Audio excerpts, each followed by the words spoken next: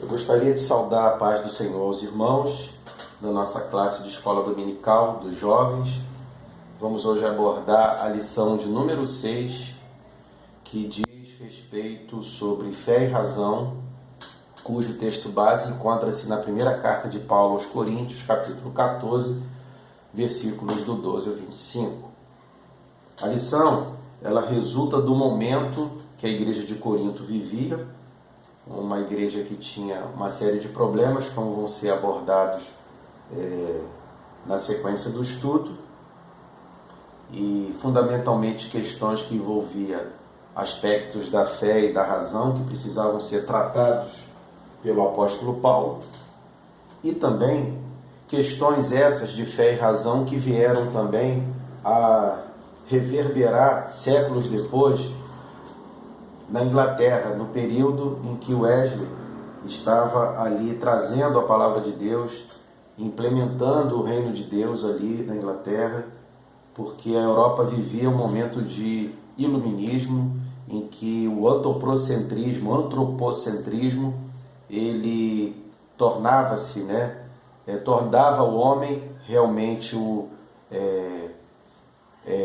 uma visão que a razão humana seria a senhora de todas as coisas, A razão humana estaria praticamente no mesmo patamar de Deus, e era algo que precisava ser tratado por Wesley nesse contexto. Sendo assim, nós podemos até de uma maneira bem objetiva iniciar a nossa aula, ao invés de falar de todos os versículos do 12 ao 25, mas talvez o ponto central dele fica nos versículos 14 e 15, em que Paulo diz: porque se eu orar em outra língua, meu espírito ora de fato, mas a minha mente fica infrutífera. Que farei, pois? Orarei com o espírito, mas orarei com a mente. Cantarei com o espírito, mas também cantarei com a mente. Então o apóstolo ele já dá aqui dicas que haveria necessidade da comunidade em Coríntios não apenas andar com a sua vida espiritual, ter um envolvimento espiritual, mas também com entendimento. Nesse sentido, Paulo ele precisa estabelecer, diante de uma igreja numa cidade como Corinto, ensinamentos. Só que essa igreja em Corinto ela tinha características muito atreladas, até mesmo pelas questões intrínsecas do meio social onde ela vivia. Ela vivia na cidade de Corinto. Vamos aqui recapitular. É uma cidade grega, portuária e estratégica para o Império Romano. Era um centro de entreposto, tinha um porto muito importante que fazia a rota da Europa com a Ásia. A cidade de Corinto, ela tinha também uma população grande para os padrões da época, 250 a 500 mil habitantes, e esse grande fluxo populacional, de 200 a 250, tinha muito a ver com a população sazonal, pessoas que estavam sempre em trânsito naquela região. Por ser uma região portuária, com grande fluxo comercial, muitas pessoas de posses viviam nesse centro urbano, fundamentalmente os empresários, os latifundiários do campo, que viviam nessa cidade. Então existia realmente uma atividade econômica forte, existiam pessoas com riquezas, mas também existiam disparidades sociais, para uma grande cidade da época. A gente sabe que em áreas portuárias existe também muita pobreza. Por quê? Porque o contexto econômico acaba afluindo muitas pessoas que não conseguem oportunidades iguais. E a cidade também tinha uma religiosidade muito baseada na herança pagã, na herança mitológica. Tinha como se fossem hoje os seus padroeiros Poseidon, deus do mar, e Afrodite, deusa do amor. E até por conta disso, era uma cidade que tinha valores culturais pautados na imoralidade e na promiscuidade. E isso era muito comum, tanto na civilização grega como na romana, a imoralidade e a promiscuidade. Então, Paulo, ele tinha uma igreja que vivia permeado por essa contextualização, né, populacional e cultural, né? Então, Paulo, ele começa também a ver dentro da igreja, né, que, consequentemente, as pessoas elas são salvas, vêm, né, de fora, eclesia, de fora para dentro da comunidade de fé, e ela começa a ter, né, essa comunidade de fé, questões muito difíceis, né, para o apóstolo Paulo combater. Ele tinha que tratar com situações complexas, como o partidarismo entre os irmãos, né? Havia irmãos que acreditavam que a liderança X era melhor que a liderança Y, né? Um grupo contra outro grupo, né? E isso torna-se muito assim visível, né? Quando nós lemos aqui no capítulo 1 do versículo 10 a 12, conforme está na referência aqui do nosso estudo: pois a vosso respeito, meus irmãos, fui informado pelos da casa de Clói que há contendas, veja, partidarismo e contendas, né? Refiro-me ao fato de dizer, eu sou de Paulo, eu sou de Apolo, ou de Cefas, ou de Pedro, do apóstolo Pedro, e eu de Cristo. E Paulo, ele questiona, Cristo está dividido? Paulo foi crucificado, né?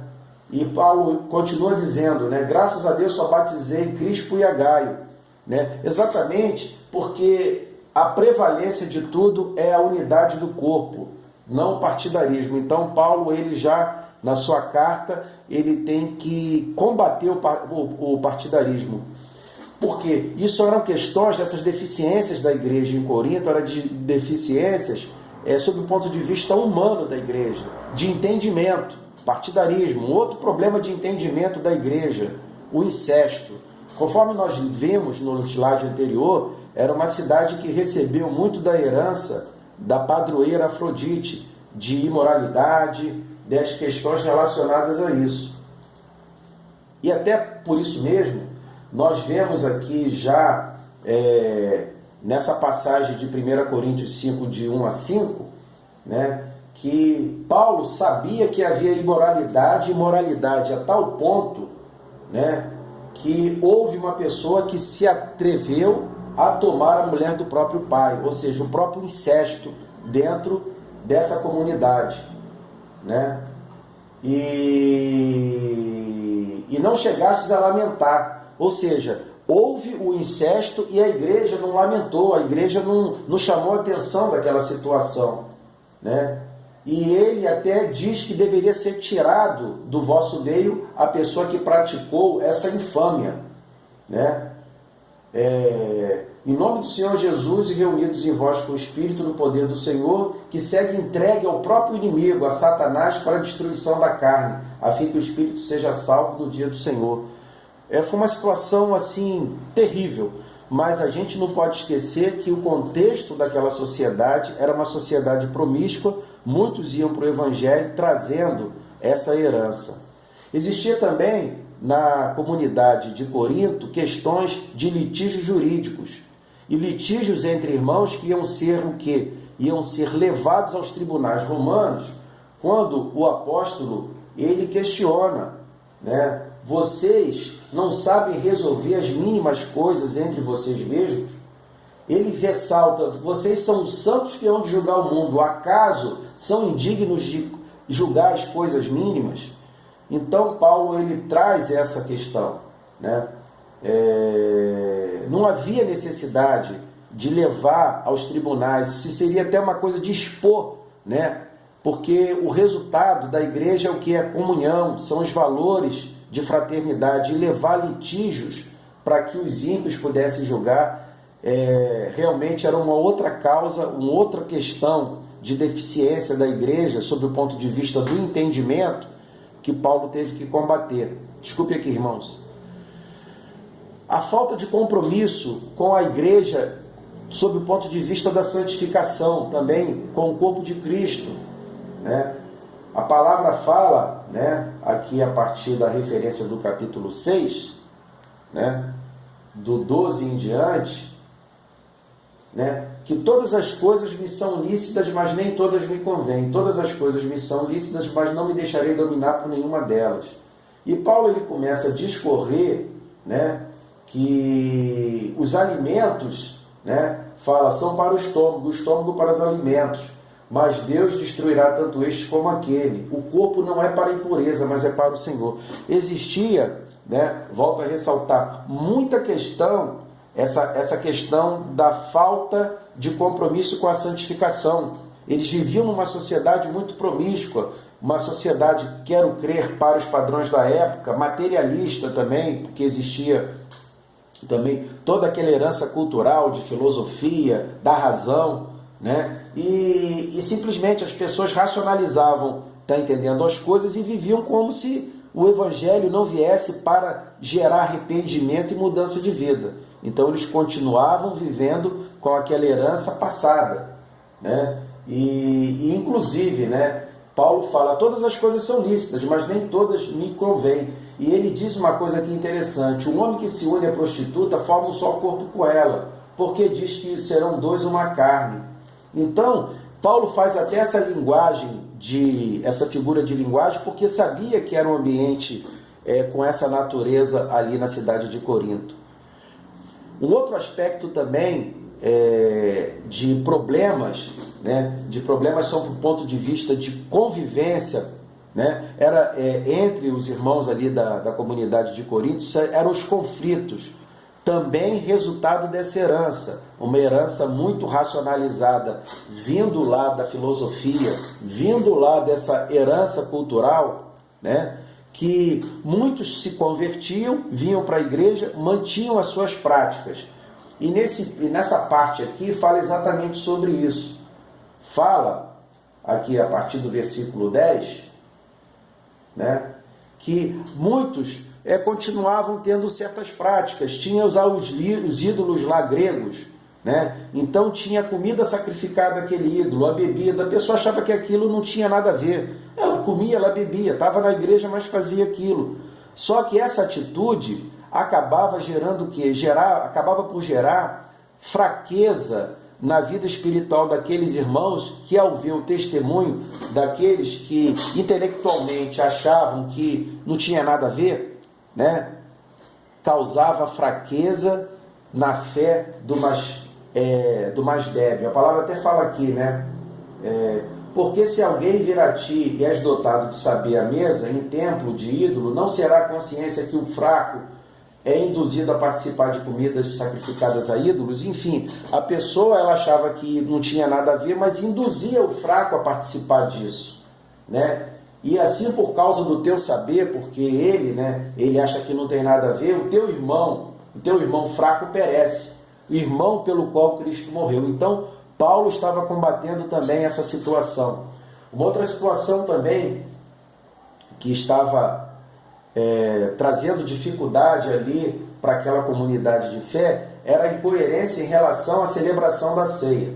A ceia não é como a que nós praticamos hoje nos nossos cultos, com cálice e pão.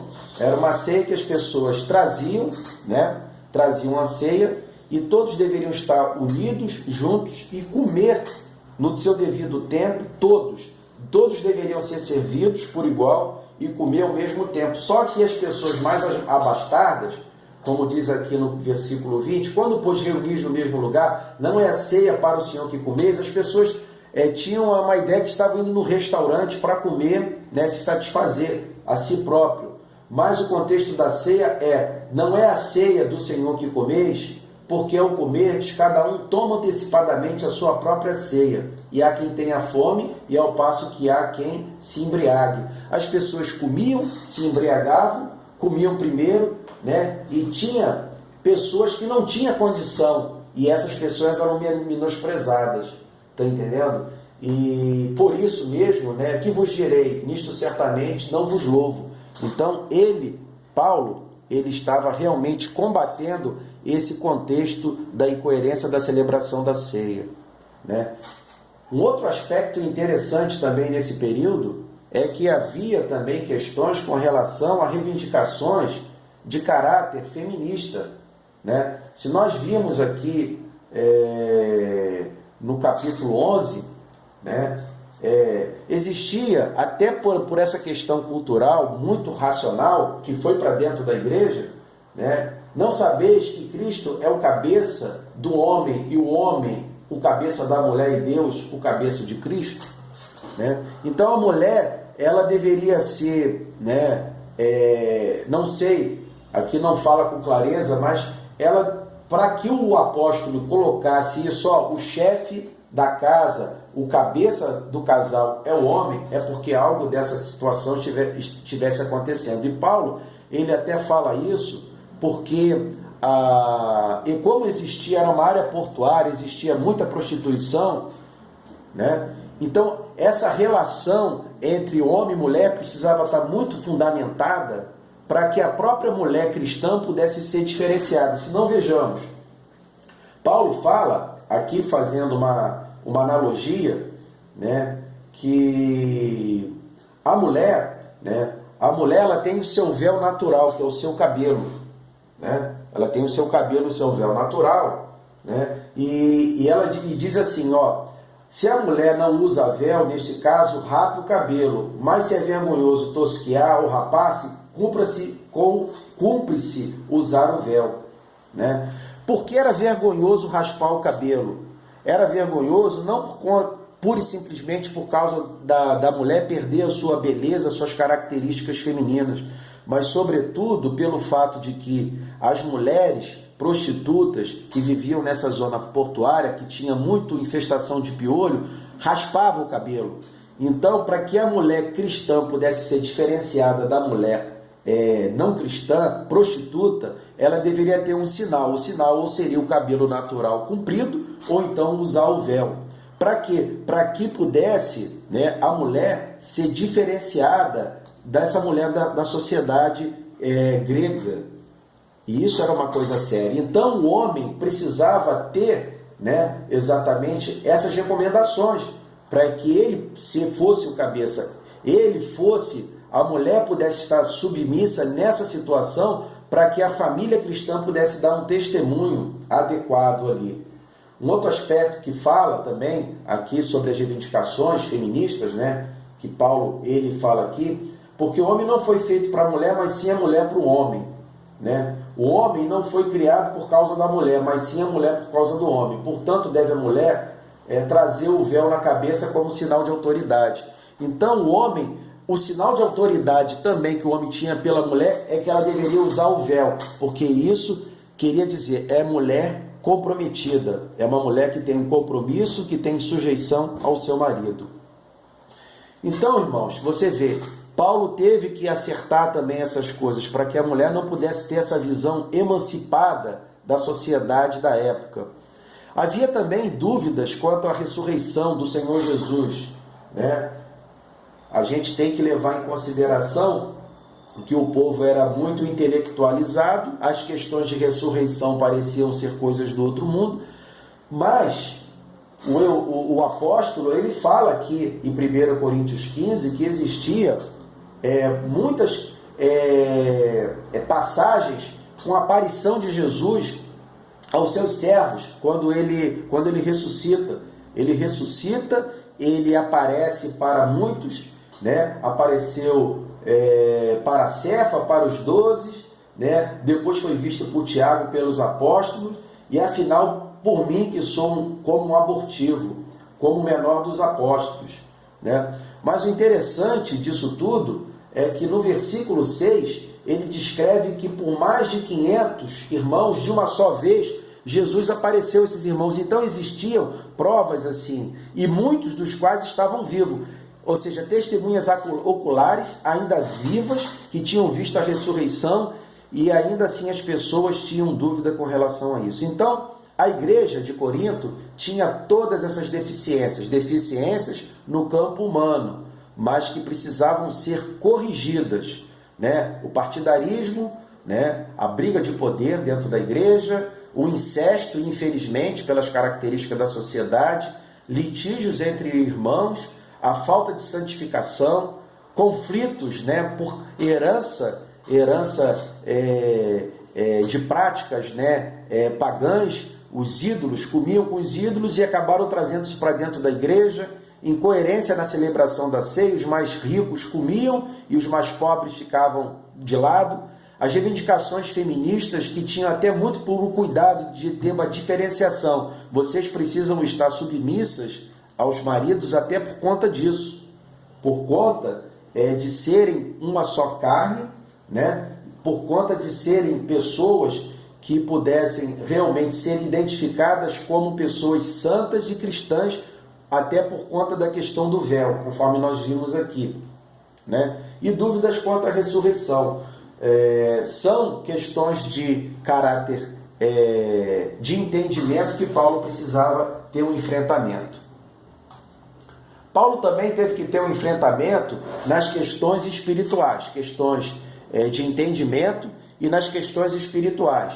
Por quê? Porque na igreja em Corinto também eles exaltavam muito as experiências espirituais, os dons espirituais, mas os cristãos em Corinto faziam mau uso dos dons, né? Então Paulo precisava disciplinar os dons, porque os dons, eles são para edificação, eles são para ser manifestos no corpo e no culto cristão, mas eles tinham um mau uso.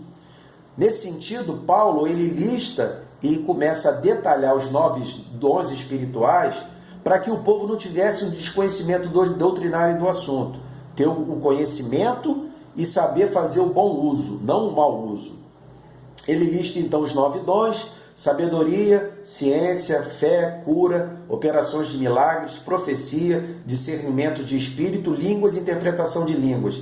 Eu destaco aqui línguas e interpretação de línguas porque exatamente nesse contexto de línguas e interpretação de línguas que tem realmente uma questão que envolve fé e razão, que precisava ser muito bem tratada pelo apóstolo para que as questões espirituais da igreja pudessem ser bem encaminhadas, bem solucionadas. Os dons do Espírito Santo são distribuídos no corpo de Cristo para a finalidade da edificação de todos, não para a edificação de um só, né? E ele é distribuído a cada um. Se nós virmos aqui, e opera tudo em todos para um fim proveitoso. Nós podemos aqui ver no capítulo 12, né? No capítulo 12, que diz o seguinte, né? Mas um só mesmo Espírito realiza todas essas coisas, distribuindo-as, ou seja, os dons, como lhe apraz a cada um individualmente. Ele distribui individualmente para um fim proveitoso. Fim proveitoso meu? Não, mas para o corpo. Tanto é que ele segue e diz: assim como o corpo tem muitos membros, e todos os membros, sendo muitos, constituem um só corpo, assim também com respeito a Cristo. Então, mesmo que o irmão tivesse um dom, um irmão que fizesse operação de maravilhas, mas tudo deveria ser feito com um fim proveitoso do corpo de Cristo, né? A gente vê hoje, infelizmente, muitas pessoas que tiveram uma experiência com Deus, são até usados por Deus, mas aquilo que Deus deu a ele como dom, parece que não é para o corpo de Cristo, é para projeção, é para a fama própria da pessoa. Grande concentração de fé, pastor fulano de tal, o homem de sinais e maravilhas. Quando os sinais e maravilhas, por aquilo que a própria doutrina bíblica nos ensina, é para estar atrelado ao corpo de Cristo, para o nosso crescimento e entendimento. Assim, Paulo orienta a procura dos dons, né? Ele orienta, ele disciplina o uso dos dons, né? Trazendo conhecimento doutrinário, né? Que é para edificação do corpo de Cristo, né? Ele conclui aqui dizendo, né, que o dom, depois do capítulo 13, ele fala que o dom supremo é o amor, né? Eu acho muito importante, até na nossa igreja, isso é muito destacado, que nós devemos realmente, o amor é o que vai permanecer, porque as profecias, né, as ciências, tudo que Deus se manifestar um dia vai cessar, mas o amor ele permanece. Mas, enquanto nós estivermos aqui, para a edificação do corpo de Cristo, o apóstolo fala, ele incentiva o zelo, a busca pelos dons espirituais. Ou seja, o amor é dom supremo? Mas ele incentiva o zelo, a busca pelos dons espirituais. E, portanto, uma coisa não invalida a outra. Então, isso também se aplica aos nossos dias. O amor é o dom supremo, é uma maravilha, mas uma coisa não invalida a outra. Nós somos incentivados, sim, até as nossas experiências com Deus, né? Porque quando Deus fala conosco e revela os segredos do nosso coração, realmente fica patente e notório que o Senhor está no nosso meio, e isso serve de testemunho, principalmente para aquele que não conhece o Evangelho, para o incrédulo. É até aspecto que nós vamos ver agora no slide subsequente.